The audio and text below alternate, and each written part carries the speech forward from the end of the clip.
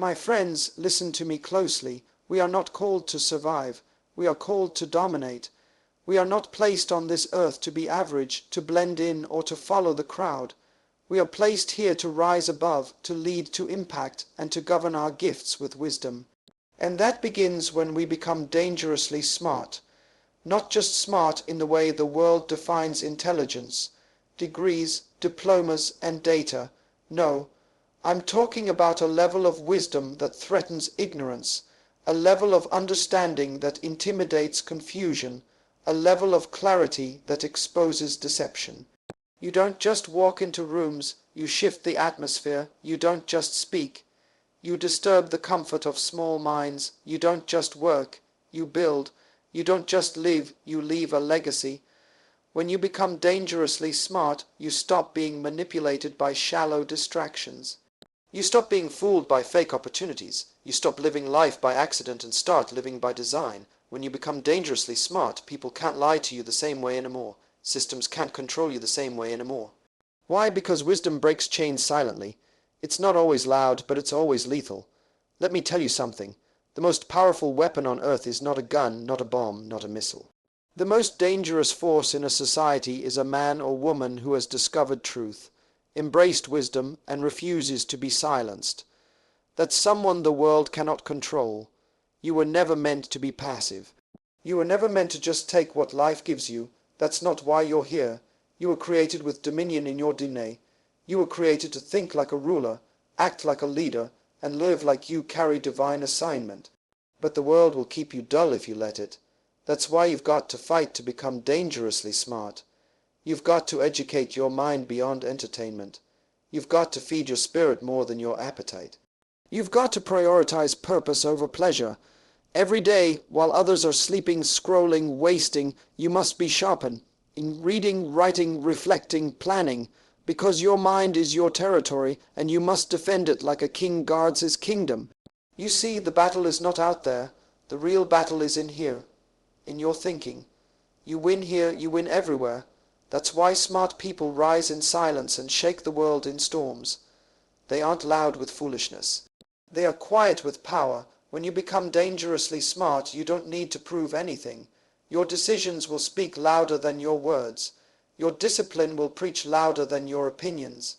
Your fruit will silence your critics, because when a person is truly wise, they don't argue with noise. They build what noise can't break. But let me warn you, wisdom is not cheap. To become dangerously smart, you must unlearn things. You must break cycles. You must challenge beliefs you were raised with. You must confront the voices that told you to stay small. You must destroy every limitation that was inherited through culture, fear, or ignorance. Let me say this clearly, smart is not enough. You must become dangerous with it. You must take your mind and aim it like a weapon toward problems that matter. Your intelligence must have a mission. Your learning must serve a cause. Otherwise, you're just informed and still ineffective. And in this hour, the world doesn't need more information. It needs transformation. It needs people whose minds are so sharp, so focused, so full of light that they become a threat to darkness. Not because they shout louder, but because they think deeper. So let me ask you, will you just survive this life, or will you master it? Will you let fear manage your mind, or will you let wisdom lead it? Will you die with your brilliance buried, or will you become so dangerously smart that even hell takes notice? Because the future does not belong to the most popular. It belongs to the most prepared. So rise up, think deeper, learn harder, discern faster, speak less, observe more, move with intent, live on purpose, become dangerously smart. Knowledge alone is not enough. That is one of the most dangerous deceptions in the modern world. We have confused the accumulation of information with transformation. We have mistaken education for elevation. We live in a time where knowledge is easy to get, but wisdom is becoming rare. A person can carry a library in their phone and still have no idea how to live, how to lead, how to love, or how to leave a legacy. Knowledge is information. Wisdom is divine navigation. Knowledge fills the mind, but wisdom builds a life. It is possible to be full of facts and still fail in life. You can have degrees and still die with your potential buried. You can quote books and still be bankrupt in character, because knowledge alone can decorate you on the outside while leaving you empty on the inside. It is wisdom that makes the difference. Wisdom is what turns the raw materials of knowledge into structure, into strategy, into solutions. A knowledgeable person can impress a room, but a wise person can change a generation. There are people with less schooling but more success, not because they know more facts, but because they know what to do with what they know. Wisdom is not taught in classrooms. You don't find it in textbooks. You don't receive it through mere exposure. Wisdom is born in the hidden places, through silence, reflection, submission to truth, and often through pain. Wisdom is earned, and sometimes the cost is high. It demands that you listen more than you speak, that you slow down before you move, that you choose principle over popularity, purpose over performance. A wise person asks, "What is the consequence of this decision?" while others only ask, "Does it feel good right now?" The problem with our generation is not that we don't know enough, it's that we don't think deeply. We live in the age of shallow minds, fast answers, and short attention spans. We want instant truth, instant growth, instant maturity. But wisdom doesn't work like that. Wisdom requires depth. It is the quiet, disciplined cultivation of discernment. It means seeing the layers behind situations, understanding timing, knowing when to speak and when to remain silent. Knowledge can be Googled. Wisdom cannot. There is a reason why the ancient writers cried out for wisdom more than wealth. Because wealth in the hands of a fool is destruction. But wisdom in the hands of the poor can produce nations. Knowledge may open doors, but wisdom knows which ones to walk through. Wisdom is not just about doing things right. It's about doing the right things at the right time for the right reasons. It teaches you to say no when everyone else is saying yes. It guides you to walk away when ego wants to fight. It lifts you up when everything around you says bow down to fear. Many are perishing not because of a lack of knowledge, but because of the wrong application of it. There are people who are skilled, trained, talented, but without wisdom they self-destruct. They get into relationships they have no business in. They take shortcuts that sabotage their integrity. They chase applause and ignore alignment. They win in public but lose in private. Why? Because knowledge without wisdom builds fragile success. But wisdom builds foundations that cannot be shaken. And you must understand this. Wisdom is not always celebrated. In fact, a wise person often looks like a rebel to the foolish, because wisdom does not follow the crowd. It challenges the trend. It listens to a different voice. Sometimes the wise will be called slow, old-fashioned, even irrelevant. But time always reveals the truth. Wisdom outlasts excitement. It stands when emotions fade. It remains after the hype has died. The wise don't react. They respond. They don't copy. They create. They don't impress. They impact. Becoming dangerously smart begins by shifting your hunger from information to revelation. You must crave understanding more than entertainment. You must desire to grow, not just to be known. This world gives honor to the loud, but heaven honors the wise. It is not enough to know what the world is doing. You must know what you are supposed to be doing. Knowledge can tell you what's happening. Wisdom tells you what matters, and that distinction is the difference between a wasted life and a fulfilled purpose. So if you want to become truly powerful, don't just study facts. Pursue truth. Don't just read books. Meditate on meaning. Don't just collect information. Ask why it matters. Wisdom is not about adding more. Sometimes it's about knowing what to subtract. It helps you see through the noise, through the fake, through the fame. It gives you peace when everything outside is chaos. It gives you vision when the future is unclear. It roots you when storms come, because a wise person is not built on trends. They are built on truth. The world does not fear a person with knowledge. It fears a person with wisdom, because wisdom cannot be bought. It cannot be imitated. It cannot be corrupted. It speaks with authority, walks in confidence, and leads without shouting. Wisdom doesn't make you louder. It makes you deeper. It doesn't just change what you know. It changes who you are, Your mind is the most valuable piece of real estate you will ever possess. It is your garden, your battlefield, your workshop, your throne. Everything that will happen in your life, your future, your relationships, your destiny, your decisions, will pass through the gates of your thinking. If your mind is weak, your life will be weak. If your mind is chaotic, your future will be confused. If your mind is undisciplined, your habits will be destructive. That is why your mind is not just a place of thought.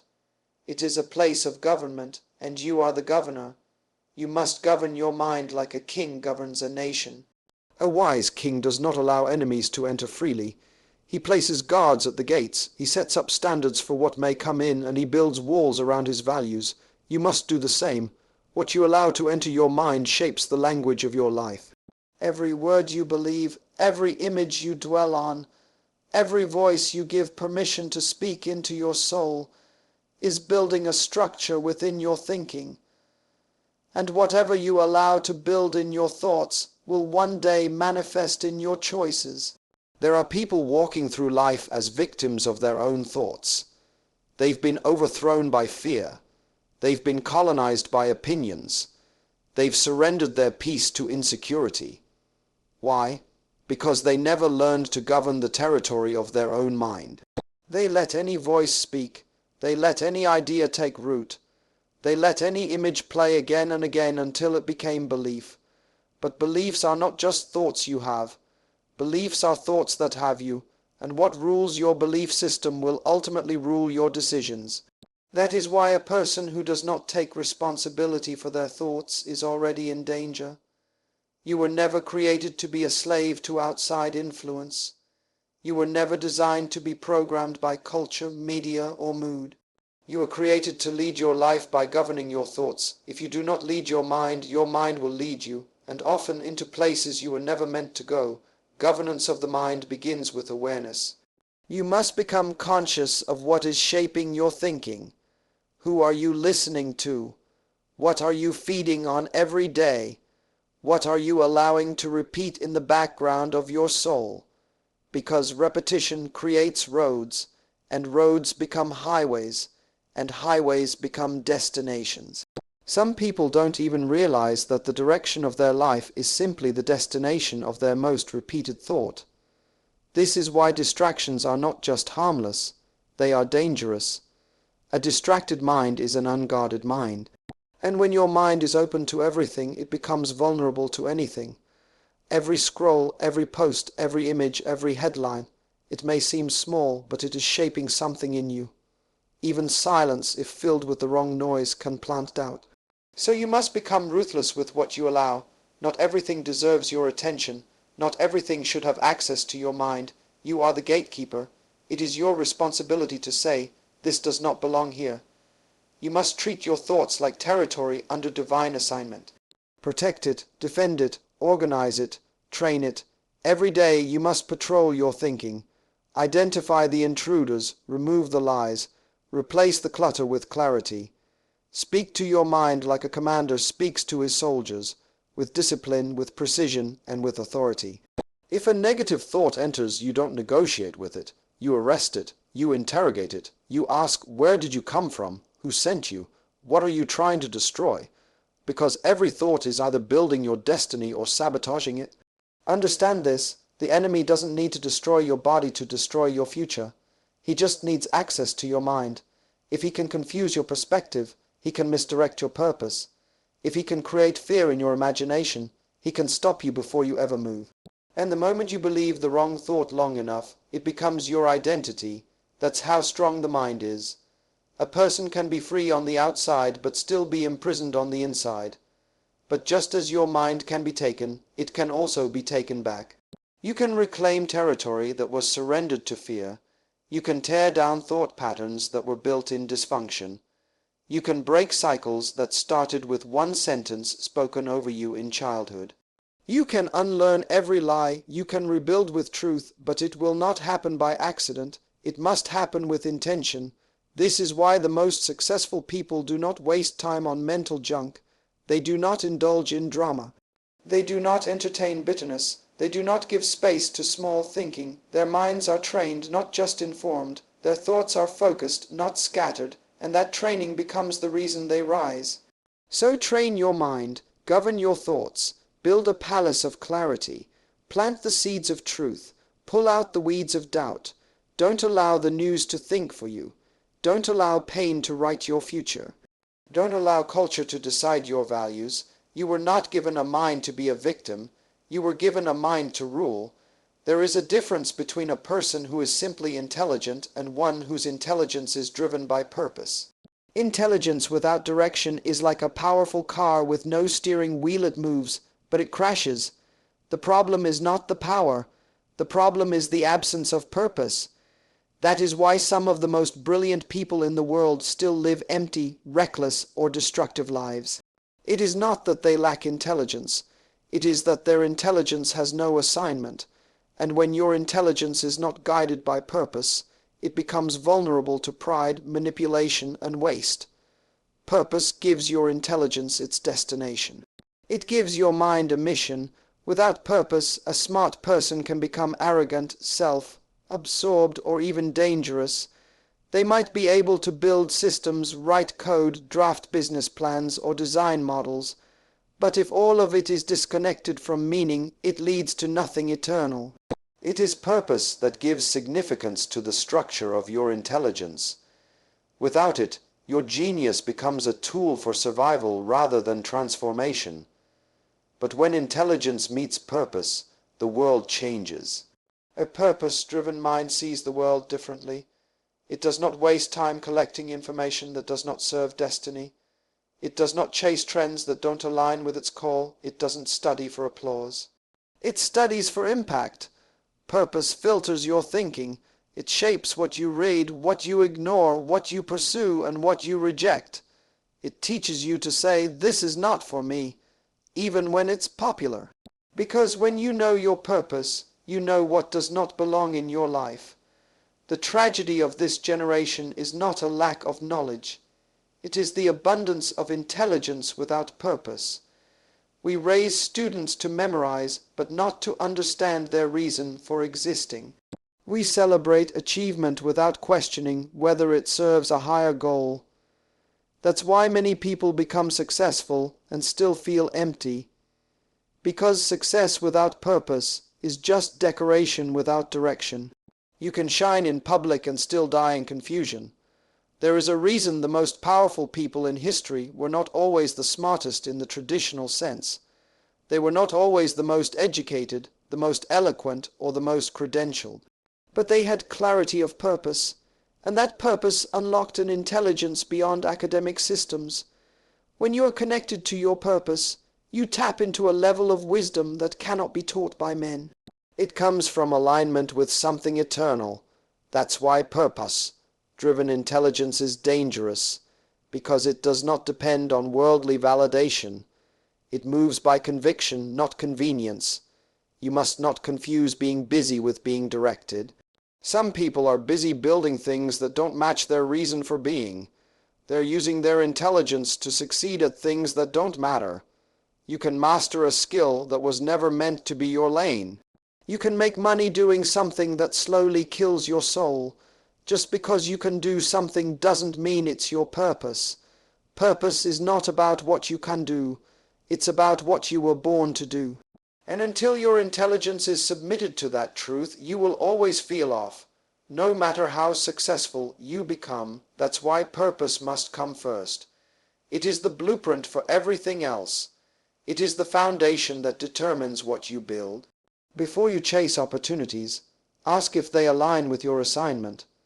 Before you seek to develop your mind, ask why it needs to be developed. If your intelligence is being built for ego, it will serve pride. But if it's built for purpose, it will serve nations. Purpose gives your mind something greater than achievement. It gives it responsibility. When you know your purpose, you stop copying others. You stop measuring yourself by artificial standards. You stop chasing titles that have nothing to do with your design. A purpose-driven mind is not easily distracted. It's not easily shaken. It's not easily impressed. because it is governed by something deeper than emotion. Purpose is the compass that keeps intelligence from drifting, and when intelligence is grounded in purpose, it becomes focused, disciplined, and unstoppable. Some people spend their whole lives learning how to do things, but never stop to ask why they are doing them. They climb ladders that are leaning against the wrong wall. They run fast in the wrong direction. But the moment you connect your intellect to your calling, everything changes. You begin to study with intention. You begin to work with fire. You begin to speak with clarity. You begin to build what has eternal weight. That is when your intelligence becomes a weapon for good. You don't need to be the smartest. You need to be the most aligned. You don't need to know everything. You need to know your reason, because purpose will take an average man and make him wise. It will take a quiet woman and make her a voice to generations. When intelligence is submitted to purpose, it becomes sharper than any sword. It begins to solve problems that were once seen as impossible. It begins to lift people, shape culture, and disrupt darkness. Not because the person is great, but because their mind is finally pointed in the direction of their divine design. Learning is celebrated, but unlearning is rarely mentioned.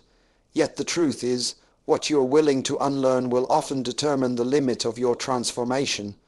Most people assume progress is about adding more information, more books, more methods, more techniques. But true progress often begins by subtracting. Sometimes what holds a person back is not ignorance, but what they believe they already know. It is not always the absence of knowledge that destroys people. It is the presence of false beliefs that have never been questioned. You cannot pour clean water into a cup already full of poison. In the same way, you cannot grow into your future while still clinging to broken mindsets from your past. Some of the most dangerous things in your mind are the things you never chose, things that were handed down to you, absorbed unconsciously, and accepted without challenge. Beliefs shaped by wounded parents, bitter teachers, broken systems, or fearful environments. Just because it's familiar doesn't mean it's true. Just because it's old doesn't mean it's wise. Just because it's traditional doesn't mean it's aligned with your purpose. Unlearning requires humility. It forces you to admit that you may have been wrong.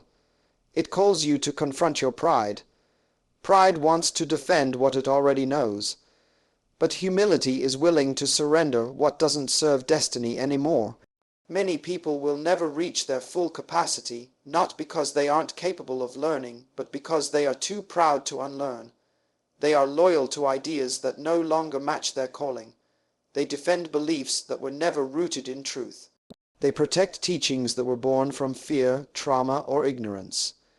And until they are willing to lay those things down, they stay stuck in cycles that wisdom cannot break. There is nothing more painful than discovering that something you've built your life on was never solid. When you start to see the cracks in what you were taught to believe, it shakes everything. It feels like betrayal, but it's not betrayal. It's awakening. It's the call to grow. Some of the most defining moments in life are when you say, "That no longer works for me," or "That belief doesn't serve me anymore," or "I've outgrown that way of thinking." These are not moments of rebellion. They are moments of release. You cannot become new while protecting what is old. You cannot ascend in purpose while holding on to the weights of old identity. To move forward, you must be willing to burn the maps that led you nowhere. Some things that helped you survive in one season are the very things preventing you from thriving in the next. Some mindsets helped you stay safe in childhood, but are keeping you small in adulthood. You must have the courage to reevaluate everything. You must ask the hard questions. Who told me that? Why do I believe this? What fruit has this mindset produced in my life? Unlearning is not disrespect. It is not dishonor. It is not rebellion. It is discernment. It is the wisdom to know that not every voice deserves a permanent place in your inner world. Some people taught you out of their own brokenness. Some systems shaped you out of fear and control. Some rules were made to benefit others at your expense, and some beliefs were designed to keep you blind. Freedom begins when you realize that you are allowed to leave behind the mental furniture that no longer fits your calling. Your mind must be renovated, not just decorated with quotes and verses and slogans, but torn down, cleared out, and rebuilt with truth. Transformation is not a cosmetic project. It is an internal demolition. It's uncomfortable, it's lonely, it's slow, but it's necessary, and those who are truly committed to purpose will go through that fire. Because they understand that until your mind is made new, your life cannot be. The process of unlearning will often separate you from the crowd. You will no longer talk like them, think like them, laugh at what they laugh at, fear what they fear, and that separation can feel like rejection. But it's actually elevation. You are not being left out. You are being called up.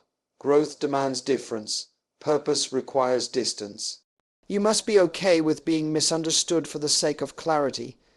You must be willing to let go of the comfort of conformity for the reward of authenticity. What you unlearn determines how far you will rise.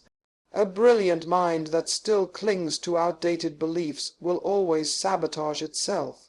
You can go to the best schools, read the best books, listen to the best teachers. But if you do not have the courage to confront and unlearn the lies within you, your knowledge will serve your prison, not your purpose. Intelligence must be cleansed before it can be maximized. Wisdom must be made room for by sweeping out the clutter of outdated identity. The moment you become brave enough to unlearn, you step into your next level. Not because someone gave you something new, but because you finally made space for it. You emptied the cup, you tore out the weeds, you silenced the noise, and now finally you are ready, not just to know, but to become. Talent is common, intelligence is increasing, access to information has never been easier, but in this world of speed, noise, and distraction, self-discipline is rare, and rare things are powerful. What separates the ordinary from the dangerous is not how gifted they are, but how governed they are. A man or woman who can command themselves is already more powerful than those who seek to control others. Because until you can rule yourself, you're not qualified to rule anything else. Self-discipline is the ability to say no to your feelings in service of your future. It is choosing what's right, not what's easy. It is making decisions based on purpose, not emotion. Most people lose the battle before it even begins, not because they are not capable, but because they are not consistent. They start strong, but they stop when it gets uncomfortable. They dream big, but they live small because their habits betray their vision. They want transformation without sacrifice. They want growth without structure, but there is no elevation without regulation. Self-discipline is the price of greatness. Every person who has left a lasting mark on history mastered one thing above all else, the art of self-control. They trained when others slept. They studied when others played. They prepared when others postponed. They lived with intention, not impulse. They understood that their future was too sacred to be sabotaged by temporary emotion. They didn't wait to feel like doing it. They did it because they knew it was necessary. That is the difference. Feelings are passengers. Discipline is the driver. A disciplined person does not ask, "What do I want now?" They ask, "What do I want most?" Because now is always loud. Now is always urgent. Now is always hungry. But most of what you want in the now will cost you what you want most. The body wants comfort. The flesh wants ease. The ego wants applause. But the spirit, the true self, wants purpose. And to protect that purpose, discipline must become your weapon. If you don't rule your appetite will rule you. If you don't train your emotions will trap you. If you don't structure your time, time will be stolen from you, little by little, until your entire life becomes a monument of what could have been. Self-discipline is not about being robotic or rigid. It is about being so aligned with your vision that you are unwilling to be pulled off course by distractions. It is about clarity. Clarity creates focus. Focus creates structure. Structure creates power. And power, when governed by character, makes a person unstoppable. Most people don't fail because they weren't good enough. They fail because they lost sight of the vision long enough to get seduced by comfort. The disciplined life is not glamorous at first. It looks quiet. It looks lonely, it looks slow. While others are celebrating, you are sacrificing. While others are indulging, you are investing. While others are wasting, you are working. But over time, the harvest will reveal the difference. You will be trusted with things others only dream about. You will carry responsibilities others admire from a distance. You will walk in a strength that doesn't come from talent, but from training. Because real strength is not a feeling, it is forged. Every day you are training something. Either you are training your mind to obey your vision, or you are training your life to surrender to impulse. Either way, your habits are rehearsing your future. If you want to become dangerously smart, dangerously effective, dangerously purposeful, then self-discipline is non-negotiable. It is not a suggestion. It is a requirement. You cannot build a future with a lazy mindset. You cannot carry greatness with undisciplined hands. The weight of your assignment will crush you if your character is weak. Discipline is the muscle that makes you worthy of the responsibility. Sometimes discipline looks like waking up early to do what others procrastinate. Sometimes it looks like walking away from a conversation that stirs your ego but starves your purpose. Sometimes it looks like saying no to shortcuts, even when they're celebrated by the crowd. Sometimes it looks like silence. Sometimes it looks like delayed gratification. Discipline will make you strange to people who don't value destiny, but let them talk. You weren't born for their applause, you were born for impact. If you want to live a life that turns heads, you must live a life that turns down distractions. If you want to carry the mantle of influence, you must be willing to carry the burden of routine. There are no shortcuts to depth. There are no hacks for discipline. It is built day by day, decision by decision, in the dark places no one sees. And eventually it becomes part of you. You begin to crave clarity more than chaos. You begin to choose structure over scatteredness. You begin to value excellence over excitement, and that's when the shift happens, when your self-discipline becomes your identity. You become untouchable. You are no longer moved by emotions. You are no longer swayed by popularity. You are no longer controlled by external validation. You live from the inside out. You walk with authority. You speak with precision. You act with intention. And the world cannot ignore a person who governs themselves with that level of intensity. That's the kind of person who becomes dangerous, not because they shout, but because they show up every day without excuse, without apology, without delay. You cannot grow what is not planted in the right environment. You can have a powerful mind, a unique calling, and a fire to become something great. But if you are planted in the wrong soil, your potential will suffocate. The environment you allow yourself to exist in is not just a backdrop. It is a force. It will either cultivate your intelligence or cripple it. It will either stretch your thinking or shrink it. Many people are not weak because they lack intelligence. They are weak because they are in places that insult their intelligence daily. A toxic environment makes wisdom feel strange. It makes purpose feel like pride. It makes discipline feel like rebellion. It makes vision feel like arrogance. When you surround yourself with people who have no hunger, your fire starts to feel like a burden. When you sit in rooms where mediocrity is normal, excellence starts to feel extreme. You begin to shrink yourself to fit what is safe. You begin to filter your words so you don't sound too deep. But what you don't realize is that the longer you stay in that environment, the more it rewires how you think. It doesn't kill your mind immediately. It numbs it gradually. You must protect the environment of your intelligence like you would protect the soil of a seed. No matter how powerful the seed is, it will never bear fruit in dry, corrupted ground. Intelligence needs challenge. It needs exposure. It needs conversations that stretch it, silence that strengthens it, and feedback that refines it. But if all you are feeding your mind is noise, gossip, anxiety, or opinions, you will become overinformed and underdeveloped. The quality of your input determines the clarity of your output. You cannot produce wisdom from polluted waters.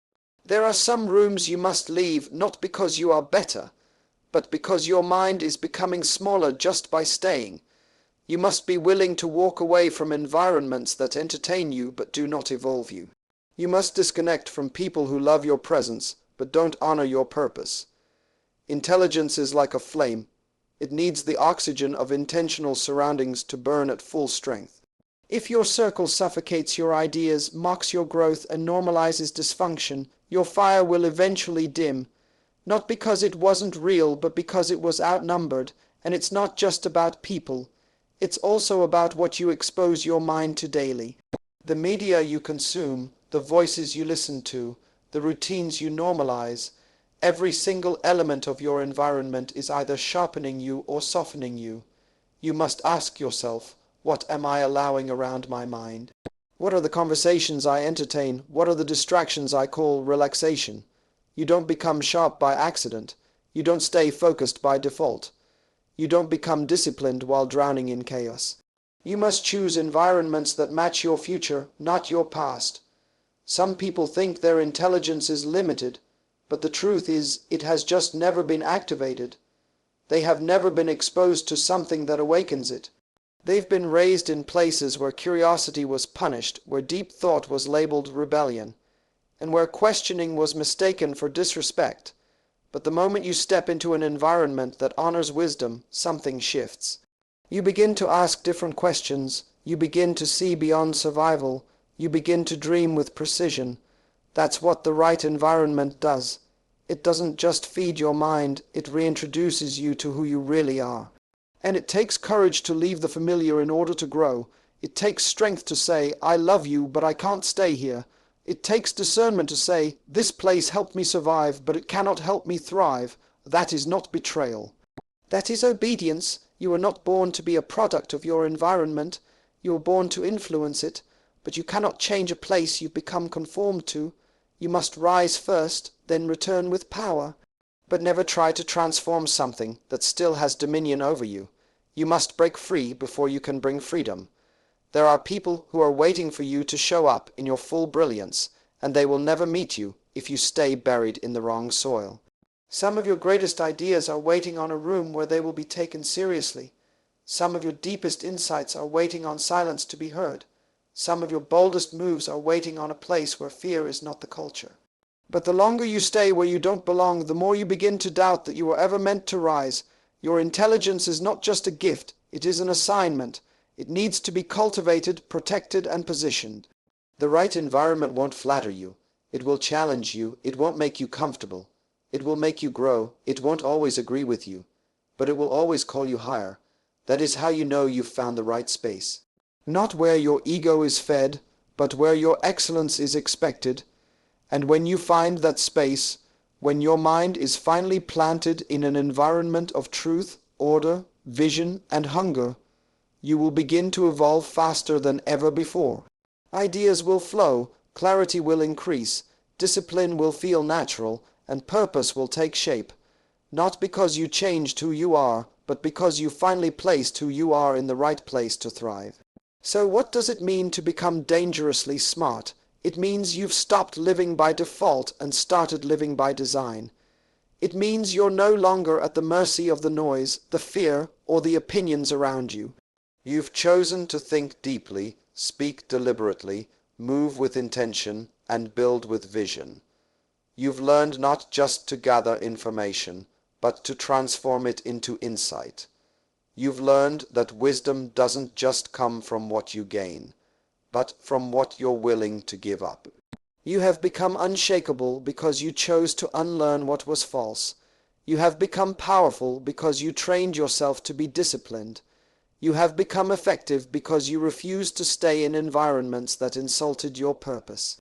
And now your mind is no longer just a storage space. It is a weapon, sharp, focused, dangerous. The world doesn't need more noise. It doesn't need more empty brilliance. It needs people whose minds are governed, grounded, and guided by vision. It needs thinkers who don't flinch, leaders who don't fold, builders who don't compromise. That's who you are becoming. You are not just smart. You are dangerous, and that makes you unstoppable.